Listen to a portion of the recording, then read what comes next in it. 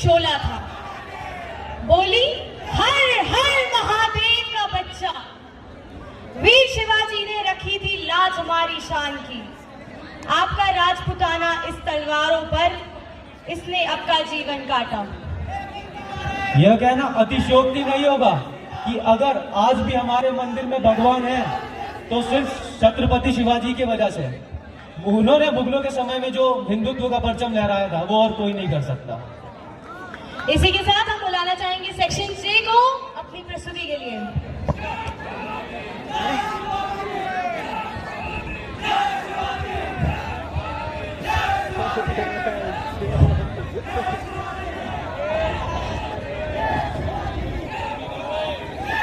इंसानों को गुलाम बनाकर तो बहुत से राजा बने, परंतु गुलामों को इंसान बनाकर सिर्फ एक ही राजा हुए और वो है छत्रपति शिवाजी।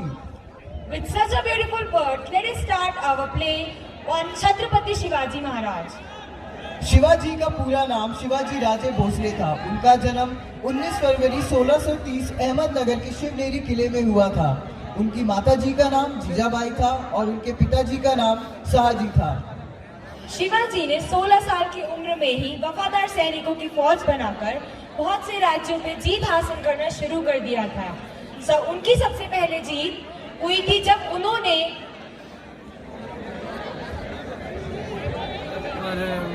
तोरना किले में जीत हासिल करी थी। शिवाजी से राज्य छीनने के लिए आदिल शाह ने अपने सेनापति अफजल खान को शिवाजी को मारने का हुक्म देके भेजा था। तो अब ये दृश्य हम आपके सामने एक छोटे से नाटक द्वारा प्रस्तुत करेंगे। तो चलिए शुरू करें।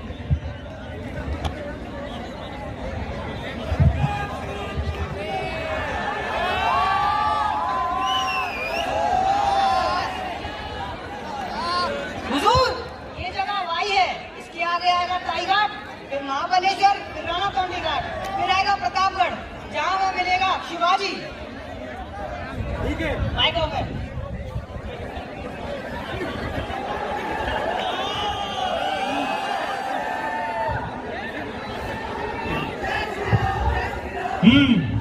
ठीक है, ये जगह महफूज लगती है। यहाँ हमारे सैनिकों को ठहरने की व्यवस्था का हुक्म दिया जाए।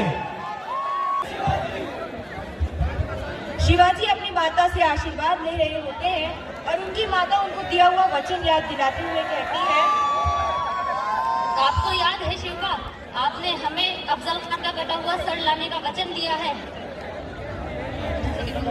शिवाजी वहां से बाहर आ जाते हैं और उनके साथ उनके 3 साथी बाहर आ रहे होते हैं। राजे अफजल यहाँ से सिर्फ 16 कोस दूर वाई में ठहरा है। हम जल्द से जल्द युद्ध की योजना बना लेनी चाहिए। हम अफजल से युद्ध नहीं करेंगे। वह अपने साथ 80,000 की सेना ला रहा है, जिसके सामने हमारी सेना ना के बराबर है। हम अपने हित के लिए प्रजा का खून नहीं बहा सकते। हुजूर, शिवाजी हमारी विशाल सेना देखकर पहले से ही डरा हुआ है। हुजूर, ये सही होगा उसे रोकने का, इससे पहले कि वो भाग जाए। नहीं हुजूर, अगर वो डर के भाग गया तो उसे पकड़ना और भी मुश्किल हो जाएगा। लेकिन हुजूर, शांत खांडू जी, कृष्णा जी बिल्कुल सही कह रहे हैं। शिवाजी को पकड़ना मेरी जिंदगी का सबसे बड़ा मकसद है। अब मैं उसे एक बार अपने हाथों से पकड़ना चाहता हूँ और उन्हें इन्हीं हाथों से मसलना भी चाहता हूँ। उसके बाद कृष्ण जी एक खत लेके शिवाजी के पास जाते हैं। गोपीनाथ पंत जी, अफजल खान वाई तक आ पहुंचा है और इस विषम परिस्थिति में हमें आपकी सहायता की आवश्यकता है। धन्यवाद राजे, आपने अपने सेवक को इस योग समझा। तो बताइए राजे, बुद्धि और योजना आपकी होगी। अफजल खान के सेवक सामने पेश आपका ये सेवक करेगा। शब्द आपके होंगे और स्वरों को चाशनी आपका ये सेवक देगा। सच तो यह है कि अफजल खान की विशाल सेना के सामने हमारी शक्ति ना के बराबर है। इसीलिए हम अफजल खान के सामने आत्मसमर्पण करना चाहते हैं। राजे, ये क्या कह रहे हैं आप? हम बिल्कुल ठीक कह रहे हैं गोपीनाथ पंत जी, हम निर्णय ले चुके हैं। शिवाजी राजे भोसले की सेवा में मैं कृष्णा अपने महाराज सरदार अफजल खान के संदेश लेकर उपस्थित हुआ हूँ। श्यामराज पंत जी, संदेशा पढ़िए।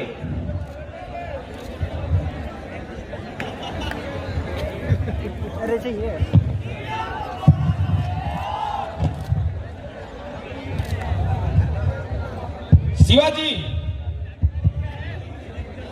राजे, इसमें जो लिखा है कृपया आप वही पढ़ें।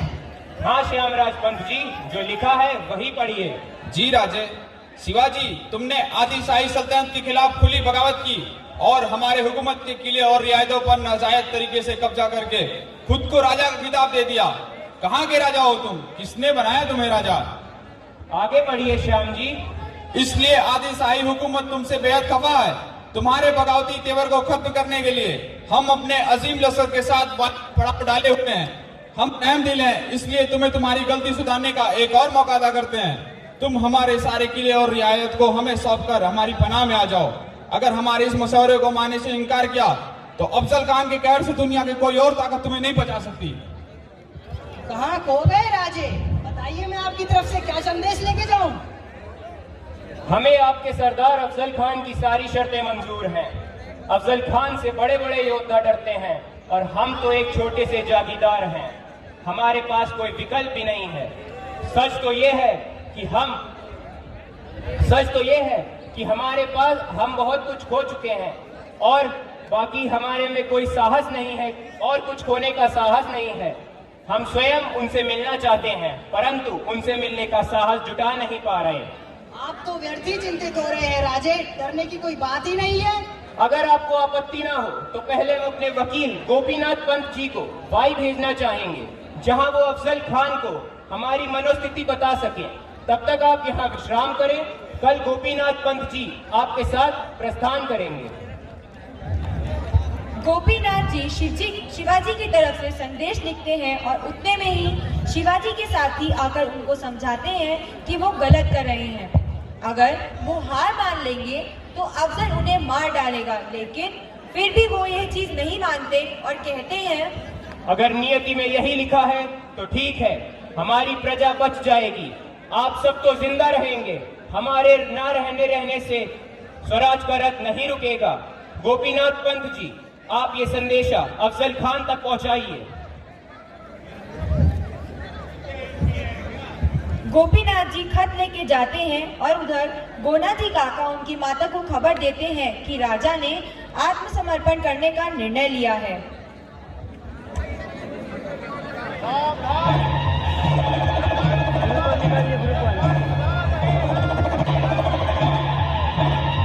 सावधान, सरदारों के सरदार अफजल खान पधार रहे हैं।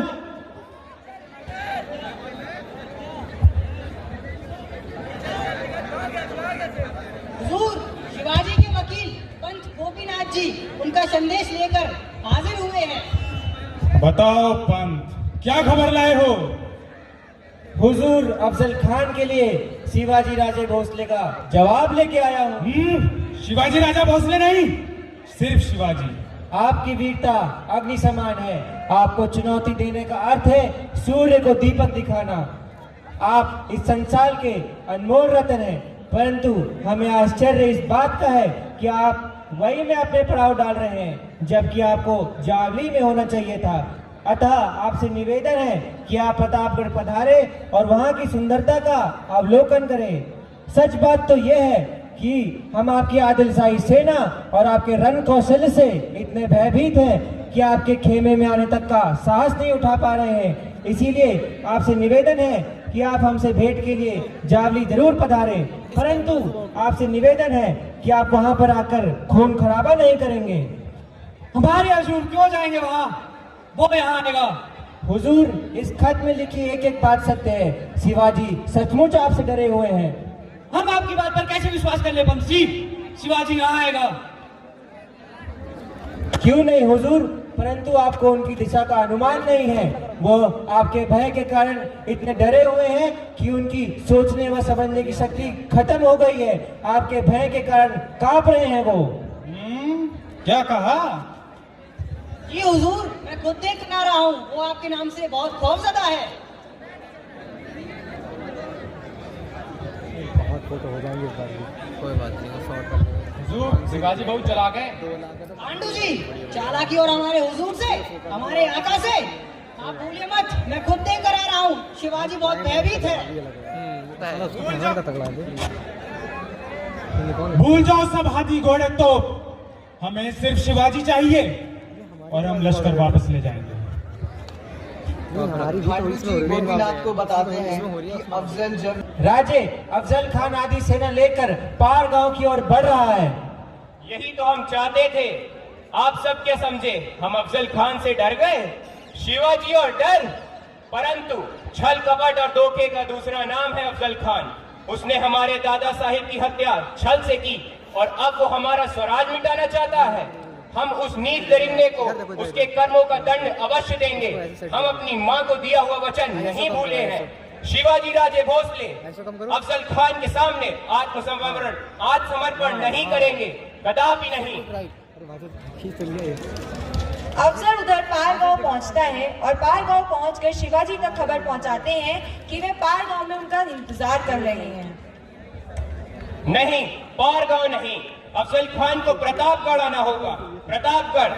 गोपीनाथ पंत जी, मैं सबसे महत्वपूर्ण काम आपको सौंप रहा हूँ। आप अफजल खान के मन में ये विश्वास दिलाइए कि शिवाजी उनसे इतना डर चुका है कि आदिल शाही छावनी के आसपास आने से भी थर-थर कांपेगा और अगर उसके सामने अपनी शयन शक्ति का प्रदर्शन किया तो वह जावली के जंगलों में घुस जाएगा, जहां से उसको ढूंढ निकालना असंभव होगा। राजे, आपकी आज्ञा का पालन जरूर होगा। उसके बाद गोपीनाथ जी कहने लेकर अफजल के पास जाते हैं। क्या है पंत जी? हमें शिवाजी चाहिए, ये कहने नहीं।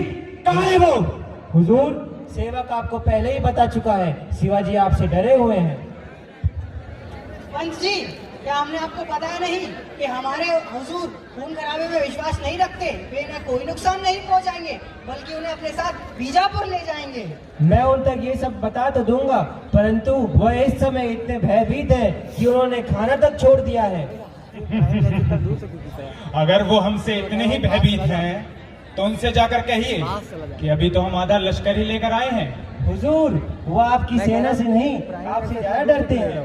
इसका मतलब ये हुआ पंत जी कि आपके शिवाजी हमारे आका के सामने। नहीं, वो तो आपसे मिलना चाहते हैं, परंतु हुजूर एक बार उन्हें निश्चय हो जाए कि आप उनके साथ रहम का बर्ताव करेंगे, अन्यथा अगर आपके फौज के कदमों की गूंज उनके कानों तक पहुंच गई तो वो प्रतापगढ़ के जंगलों में भाग जाएंगे और एक बार वो भाग गए तो उन्हें पकड़ना असंभव है। तो मेरी राय यही है कि आप उनसे स्वयं मिलने प्रतापगढ़ के तराई में जाएं। मैं दूसरे सर से बात करता हूँ। हुजूर, बस आपको करना इतना है कि प्रतापगढ़ के तराई में जाके थर थर कांपते शिवाजी की गर्दन को पकड़कर उन्हें घसीटकर बीजापुर ले जाएं, परंतु आप उनसे मिलने अकेले ही जाएं। अपनी औकात में रहो। ये बेहुदा बातें हमें बिल्कुल पसंद नहीं है। क्या तुम नहीं जानते, अगर हमें एक बार गुस्सा आ गया तो प्रतापगढ़ का कब्रिस्तान बनने में देर नहीं लगेगी। हुजूर, आप बीजापुर के पार गांव तो आ ही चुके हैं, प्रतापगढ़ तो बस 2 ही कदमों की दूरी पर है। हमें मंजूर है। जी हुजूर। शिवाजी अपनी माता जी से आशीर्वाद लेते हुए लेकिन अफजल खान की मौत आपकी उंगलियों से लिखी है। जी माँ, आपका शिवा नरसिम्हा बनेगा और उन्हीं की तरह उनके भी हाथों में बड़े बड़े नाखून होंगे, परंतु वह नाखून होंगे बागनाक। शिविर में जाएंगे तो 2, हम और अफजल खान, परंतु बाहर केवल एक ही आएगा। विजय आपकी होगी, हमें विश्वास है, क्योंकि आपने हमें अफजल खान का कटा हुआ सर लाने का वचन दिया है। मैंने एक लड़की फोटो खींची। अब तो खुश है ना आप पंत जी? आपके कहने के मुताबिक हम अकेले आए हैं, ना कोई सेना, ना कोई सैनिक, ना कोई फौज। तो कहाँ है आपके शिवाजी? उसके बाद अफजल खान कृष्ण जी को शिवाजी को बुलाने के लिए भेजते हैं और शिवाजी से मुलाकात होती है वहाँ। शिवाजी, अब आप हमारे हुजूर की शरण में आ चुके हैं। कृष्णा, शरण में तो शत्रु आते हैं और आपके अफजल खान ने तो हमें मित्र बनाया है। यकीनन, लेकिन हमें लगता है आपको अभी भी हम पर शक है। शक तो हम शिविर के बाहर छोड़कर आए काका साहेब।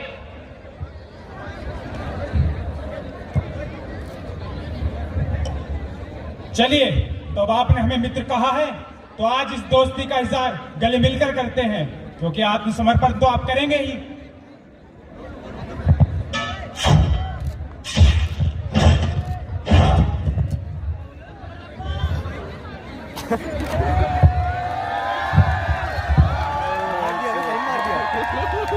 तो इसी के साथ हमारा नाटक खत्म होता है। शिवाजी ने सौगंध दिलाई, इस माटी के लिए हम मर मिटे, शीश कट जाए मंजूर है, मगर मुगलों के आगे शीश ना झुके। जय भवानी, जय शिवाजी।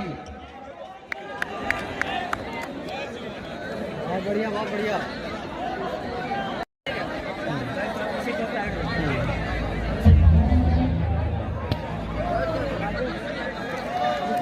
आग बहे तेरी रग में, तुझे सा कहा कोई जग में है, वक्त का तू ही तो पहला पहर, तू आँख जो खोले तो ढाए कहर।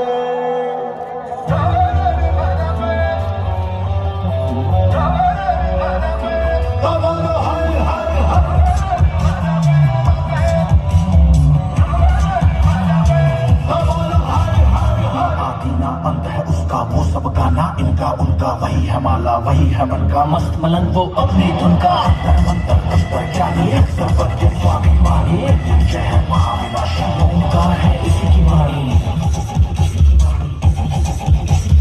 भांग पूरा बेल का पत्ता, तीनों लोग इसी की सत्ता, स्पीकर भी अड़िग अमर है, महादेव हर हर है जत्ता।